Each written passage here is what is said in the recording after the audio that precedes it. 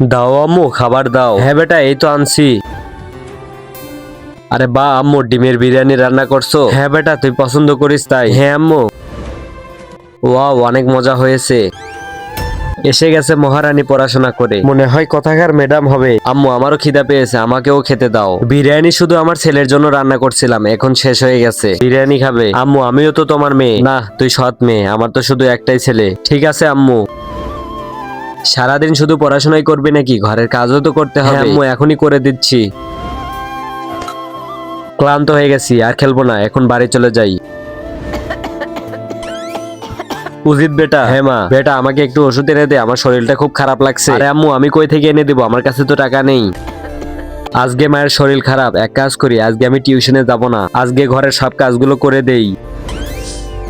আরে অজিত। আরে চাচা, আপনি আজকে আমাদের বাড়িতে কি মনে করে এলেন? আরে বেটা, আমি রাস্তার পাশে একটা জমি কিনছি, ভাবলাম ওইটা তোমাদের নামে করে দেই। নাও, এখানে টিপসই দাও। আচ্ছা আচ্ছা, দিচ্ছি। চাচা, এতটা দয়ালু কিভাবে হয়ে গেল? কিছুদিন আগেও তো। চাচা, আমার আম্মুর শরীর খুব খারাপ, ওষুধের জন্য কিছু টাকা দিন। আর আমি কি তোদের দায়িত্ব নিয়েছি আমি টাকা দিব? চাচা, আমি আপনার টাকা ফিরিয়ে দিব। আরে না না, তোর মা মরতেছে মরুক, তাতেই তো এই বাড়িটা আমার নামে করতে পারবো। কি চাচা, আপনি এগুলো ভাবেন? আপনার আঙ্গুলটা কি সত্যি পচে যাবে আমার এই পবিত্র কোরআনকে একটা লাইক, একটা কমেন্ট আর একটা শেয়ার করলে? কমেন্টে বলেন আমি ব্যাগ দিয়ে আসবো। এখানে টিপসই দাও। দাঁড়াও আম্মু।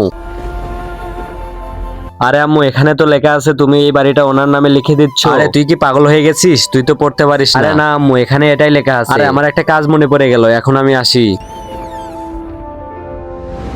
আম্মু, হাজরা যদি শিক্ষিত না হতো তাহলে এই বাড়িটা আমাদের হাত থেকে চলে যেত। বোন, তুই চিন্তা করিস না, আজ থেকে তোকে আমি পড়াশোনা করাবো। হ্যাঁ বেটা। বেটা, আমাকে মাফ করে দে, আমি তোকে সবসময় সৎ মেয়ে ভাবছি। কোনো ব্যাপার না আম্মু, মেয়েরা হলো ঘরের রত্ন। বন্ধুরা, ভিডিওটা ভালো লাগলে লাইক করে চ্যানেলটা সাবস্ক্রাইব করে দিও।